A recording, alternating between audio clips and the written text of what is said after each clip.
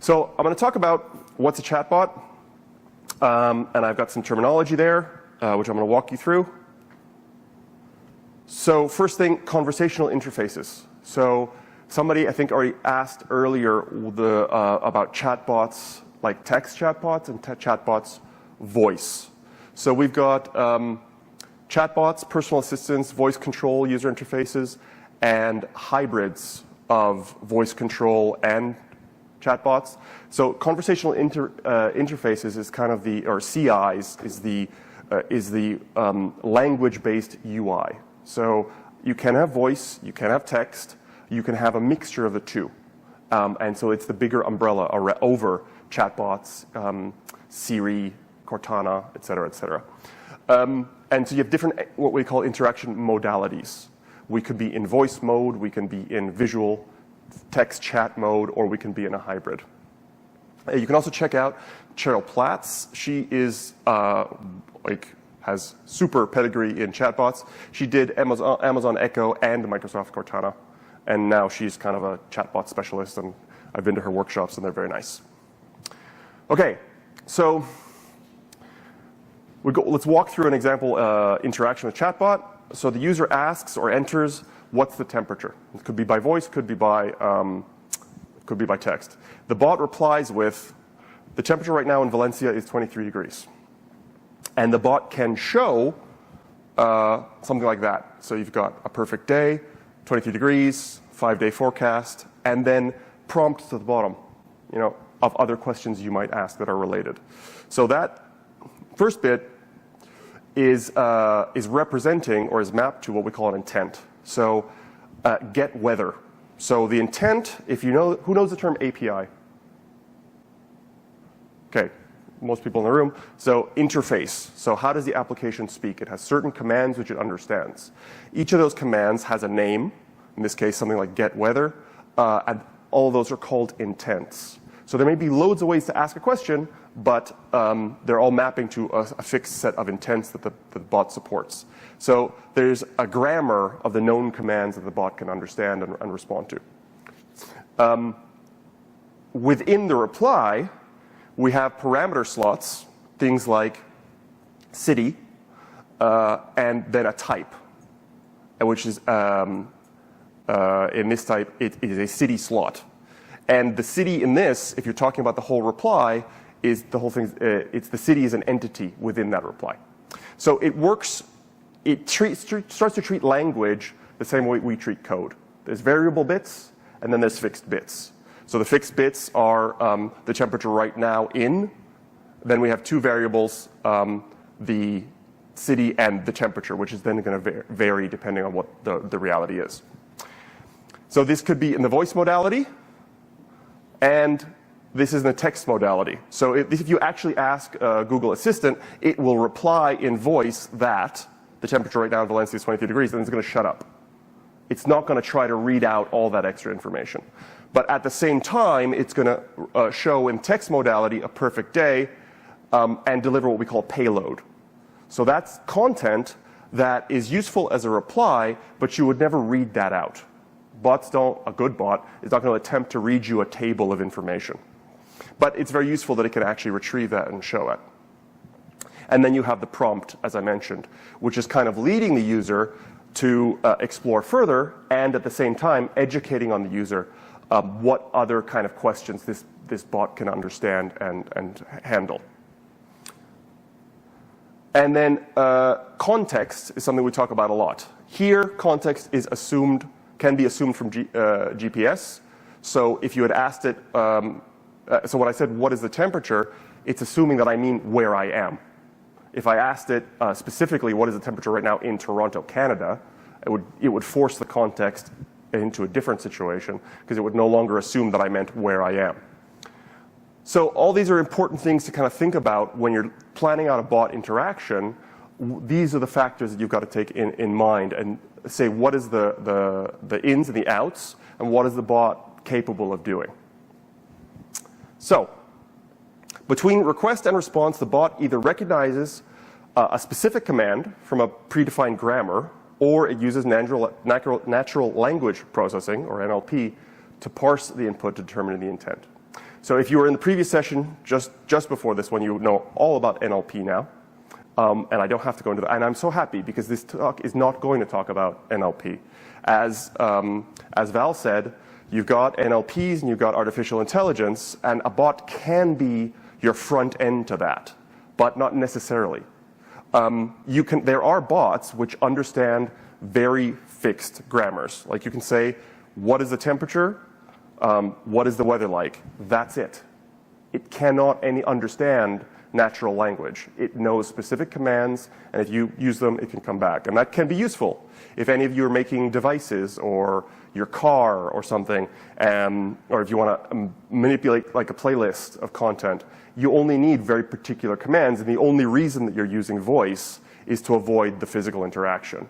So that's useful, but that's not as open as something that uses NLP. Okay. I like this a lot. This is something I think we don't think about often because we kind of are looking at the question and answer pair. We have a situation like the user asks, what is an elephant? The bot says an elephant is a large land mammal, blah, blah, blah, blah. And then the user asks, how much do they weigh? And an assistant like Cortana or Google can now say elephants typically weigh between and continue the conversation. That's called anaphora resolution. So you've got this kind of ability for a bot to remember what was the previous topic, and therefore add that to the context of the conversation and make more intelligent replies. So dumb bots can't do that. Smart bots can. So I think that's the kind of all the intro you need for the rest of the talk. Takeaways here. Main things. Chatbot responses are based on their ability to recognize specific supported intents. Very few chatbots that you're going to see in the wild are actually going to be able to hold up any kind of real conversation. They have abilities, they have a scope that they're good at. Even the Watson-based ones that have huge corpuses behind them, they still only know how to handle what they've been trained on. If you do use natural language processing, you can go beyond a limited grammar and accept a wider range of questions. And push your techies and tell them about anaphora resolution. And if you want to keep that kind of flowing behavior, you got to tell them, make it happen. So how do you get started? The chatbot creation process starts with the basics, the fundamentals of task analysis. So you're going to prioritize what you are going to actually support. Build a comprehensive list of user tasks, choose which you will support with a bot. I've got some links here, which you can pick up in the slides afterwards, of methodologies for doing a task analysis, which is its whole own thing. Obvious, simple hacks. Go to your search engine logs, see what people are typing in. Go to your support department, see what people are asking. That's a quick and dirty way to do it. If you're going to be more formal and try to be more thorough, then you want to do a proper task analysis to see what you should be doing. My workshop on the first day, if any of you saw the description, or I got to see some people who were actually there, was all about journey mapping, where we walk through achieving of an objective for a user as a series of questions. Like, I want to assess my mortgage options, or choose a car, or go to university, or whatever. I've got something I want to do. And we step through that over time, saying, what questions would they have at each point? And so we create, as part of walking through the journey, question and answer pairs. Questions, which we then pair with answers, either from the content that we do have, or we have requirements for content that we need to make. So that's a very useful process, and I invite you to look more into customer journey mapping for preparing your map of what a bot is going to do. Stage-by-stage analysis of what questions users may be asking when they're achieving objectives. Vital exercise for bot channel handoffs. The best bot experiences are very narrow in scope. So if a bot fails, which we call coming to a cliff, that's a real bot term, so it hits a cliff, and it's like, I don't know what to do anymore. That bot should be able to hand off. So you want to fail early and honestly with people. So you want to say, okay, this is what our bot can do, and we think we can help people this far along with the bot in their journey, and now we don't think our bot can handle that, so our bot's got to put up its hands and hand off and say, I'm going to call one of my colleagues, or I'm afraid that's not something I can help you with. Here's a link to where you can get solutions, or here's a phone number, or whatever. However it handles that failure, you want it to fail well and fail honestly and clearly. Okay, so be clear on your limitations. We call this a coverage T. You could have a very broad but shallow breadth of knowledge. So your bot knows your entire glossary of terms. It knows all the terminology and all the kind of stuff. So if you had a chatbot in the corner of your window, you could ask it what, like, terminology, or what does it mean, or related topic kind of questions, and it can come back with that, but that's all it does. Or you could have a bot that can carry you through, as you saw a couple of sessions ago, possibly with Salesforce. It can take you through an entire registration process, or it can take you through password reset, or it supports very well a particular kind of journey. And you have to choose, because the reason we do a T and not a square is because we can't cover everything. It's not going to work. So this kind of thing where you say, hi, I'm your virtual assistant. I can tell you about our products and help with unfamiliar terms, but I don't do product support. I don't do after sales. If you have any kind of deep or technical question, that's not me. Be upfront. What I think is one of the best ways to think about bots is think about it like yourself. Like, would you ever tell anyone that you knew everything? No. So you can say, I am this. This is what I know. This is the kind of things we can talk about. If you want to talk about particle physics or dolphin reproduction, that's not me. So there's nothing wrong with that. Just fail fast, fail honestly. Warning, do not try to fool people. I think if you've seen the other sessions already, you've got this message. It's not a human. Don't try to pass the Turing test. We're not ready for that at all. So the question that I was asked to answer in this talk by Robert was how this fits in with our other content. So what I want to talk about is the fact that intelligent typed chunks of content, the type of intelligent content that we talk about in this conference, are very good for bots. So when we have content which is targeted and topic-based, we can do things like when a user asks, how do I get a banking safe digital wallet number? And we've got a topic that says determine a wallet number, and it says you can receive a banking safe wallet number when the customer does not remember what it is, et cetera, et cetera. You've got enough information there to figure out from the question that they're seeking a task. And you've got tasks, and they're nicely marked up and categorized in your repository, in your CMS as tasks, and they're consistently structured. So you can also interpret that they're looking for an entity, banking safe, so you've determined the product context. You can use a little bit of natural language processing to go from how do I get to how do I determine and how do I retrieve up there. So you can map from the keywords that are in your header content to the terminology that was used in your question.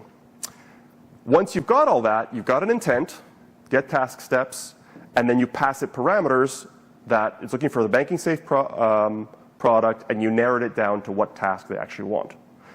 What you do want to do there is not pass the entire page, not task the entire module, because that's not appropriate or useful within the chatbot context. We're using this nice intelligent content, so we're going to grab it just the task steps and list those out. And if it was a really big, complicated task, you might even pass them one step at a time and ask for some kind of confirmation.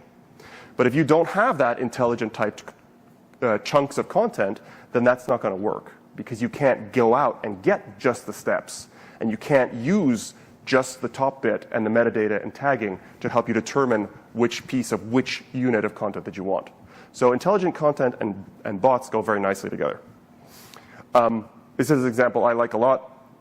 I think there's so much jargon in a lot of the content that we create at ICC. There's so many words that people just don't know. The brand knows them, because that's all they do all day, but the users don't. So if we have an example, not a task, this is a concept. You can go in, find out that you're seeking a concept from a glossary or reference, and then pull out just a short description. So what is omnichannel? And then you return just the definition. Unlike the task, where we actually went in and got the guts and gave the steps, here we're doing the opposite. We're going to give the short description because that's all we want to do in a chat. If they want more, then we could pass them a link or allow them to drill down. But in this time, we just want that little bit, like they would kind of get in a search result. And so on and so on. You can have your very specialized types. This one's a case study. So someone asks, what is omnichannel? And then follows it up with, can you show me an example of omnichannel? Then you can pull out your case study. And then, in this case, it knows it's a case study because of the content type, and it's tagged as being relevant to omnichannel. So it provides it up as an example as a follow-up question. And then you might pull out the 2 bits, depending on what you have determined the appropriate payload is for this kind of question. So the more intelligent your content, the more sophisticated you can be in your question-answer pairs, which I hope everyone know what question-answer pairs are by this point? Okay. So you're looking for all your kind of questions. The exciting bit is, what is the answer? The crappy way to do it is to rewrite all these answers for your bot. The good way to do it is pair up the knowledge that you do have with questions and be able to update the questions in one place and publish them to your bot. If you have the intelligence, that's possible. If you don't, then it's not. You have to spend a lot more time massaging and fixing and rewriting your content for the bot.